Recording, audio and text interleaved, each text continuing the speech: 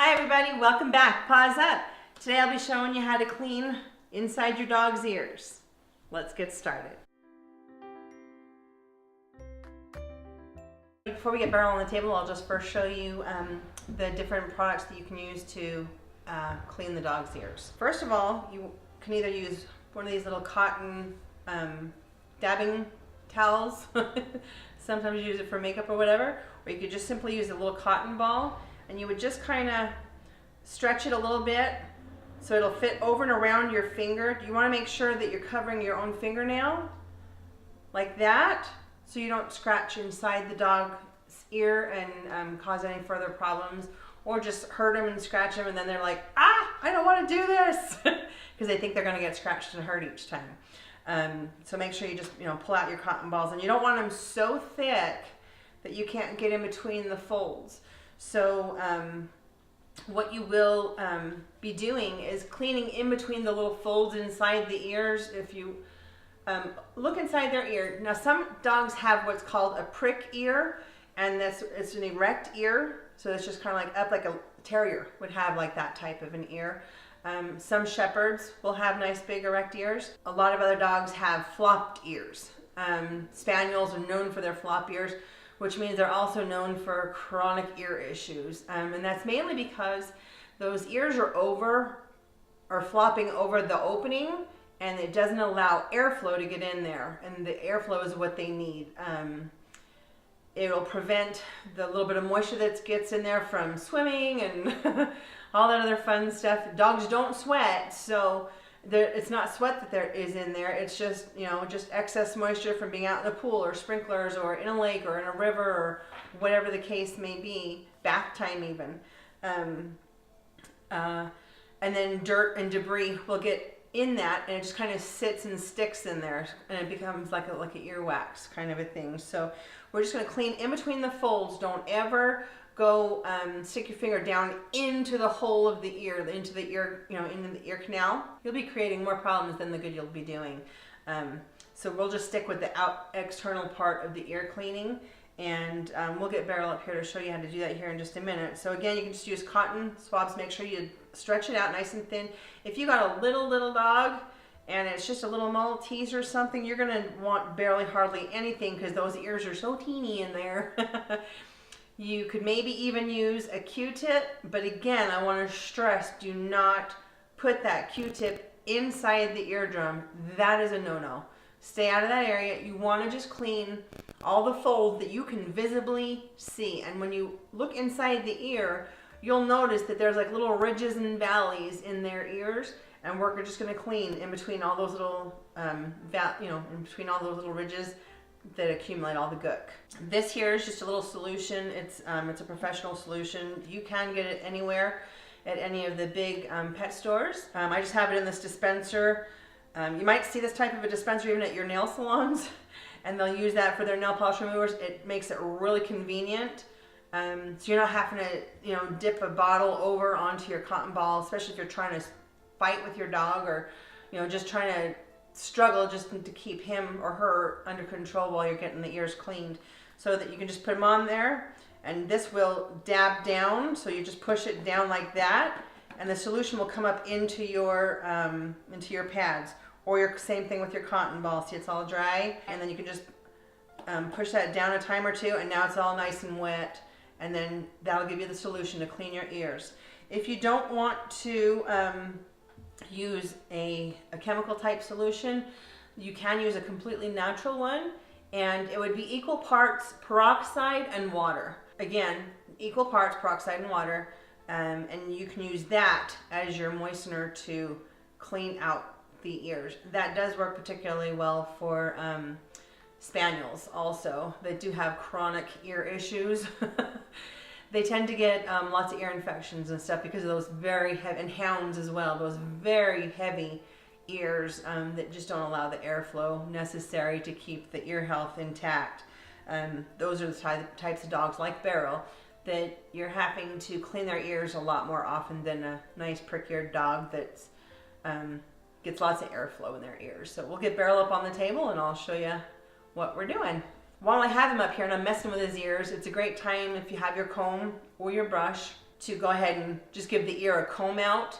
It allows you to inspect the ear and, you know, do it all in one shot so you're not constantly going after your dog's ears. Ears and feet tend to be two of the areas that the dogs don't really preferably like you touching and messing with. And you can have a great tempered dog and you go for their ears or you go for their feet and all of a sudden they're this completely different dog. Very normal for that to happen. So it's best to kind of conquer all while you have him. So we'll give Barrel's ear a little bit of a comb out while I do have him here cleaning him out. He's not as tolerant getting his ears done as he is with his teeth. So it might be a little bit of an adventure. So let me go get him and we'll show you how to do it. Right, well, we got him up here on the table and he knows what's coming. He's not loving it. So you lift open those ears, chin up, big boy. Lift open those ears and you see all those little folds in there? All those little hills and valleys, that's what we're going to be going in for. You don't go in, you just stick with all this stuff down in there. So as with any task, you do want to reward and praise them, you know, as often as possible. So he's smelling his carrots he's going to be getting. You can get your cotton balls or, you know, your little tabs there, your cotton tabs, and just put it on your finger and just see come out like that. And you'll have lots of gross goodies in there. He was rock hounding with us this weekend. So he was in the river and, oh no, you hate it, I'm sorry. See, it's okay. It's okay, that's your yucky ears. So you'll just put it over your finger and you'll be able to feel, that's another reason you want it nice and thin. You will be able to feel all those little hills and valleys. And you just kind of start at one side of the ear and work your way to the other side, going up and down on all those hills. It's okay. It's okay, I promise. So seeing all those little crevices and stuff, that's what you'll feel. And you want through the towel, or not the towel, through the little swab, and make sure your finger goes in between. Push it on out. So seems like it's coming out good and clean now. Now I'll take one and I'll go down the flap of his ear. Here you go. Easy. One carrot. Good boy. You don't want your carrot now? Okay. But like I said, I'll take the opportunity to go ahead and comb through his ears while I have him here. This is a good opportunity to check, especially if you've been out and about with your dog. Go ahead and check and feel for ticks. It would just feel like a little bump that isn't normally there. And you go ahead and, you know, check that out and then remove it as necessary. Hi, baby. You're okay. And then you'll just be able to look in there, do a good visual check. I don't see any other gook in there. Oh, no, I'm sorry. You're a good boy. Carrot. Yeah, you're a good boy. So now we'll just do his other ear and then we'll let him go. If you are going to have your baby up on a table like this or a counter or something like that, depending on how big they are, obviously you're not going to be putting a shepherd or a big old golden retriever up on here. But if it is a medium-sized dog like him or a nice little small guy, go ahead and just put a towel down or something in case they do get nervous and have an accident, or if you did not let them out to go potty outside beforehand. I know he just recently went potty, so I didn't make that offer for him. But sometimes when they're nervous, they do tend to go potty.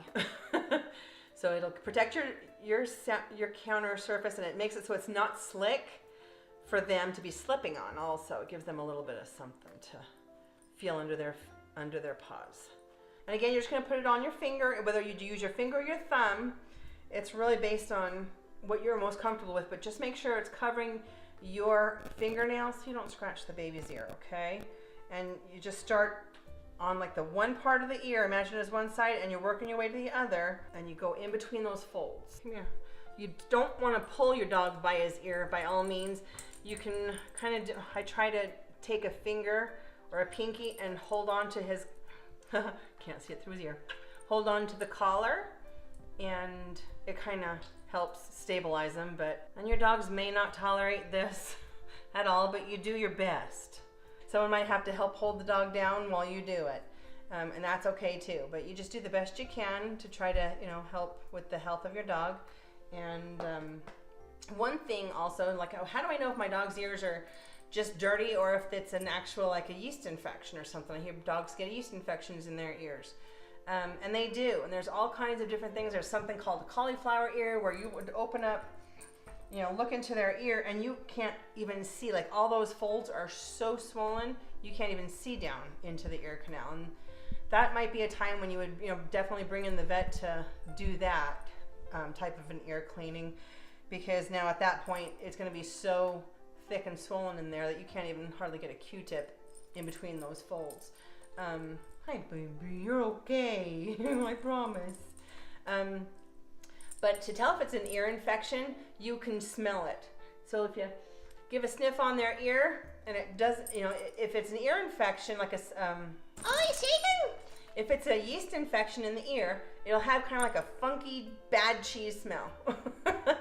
And if it doesn't really have any kind of much of a smell at all, except for maybe doggy smell, like wet dog smell, then it's probably just fine. And it's just dirt and debris that needs to be cleaned out of there.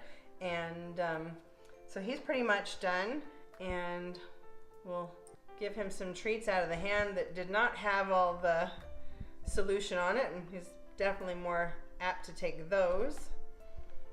Well, if you have any questions, by all means feel free to post them, and I'll be happy to help answer any questions you may have. I hope this video was helpful for you. Go ahead and be sure to like and subscribe the video, and check out the links below. Thanks for tuning in, guys. We'll see you next time. Paws up.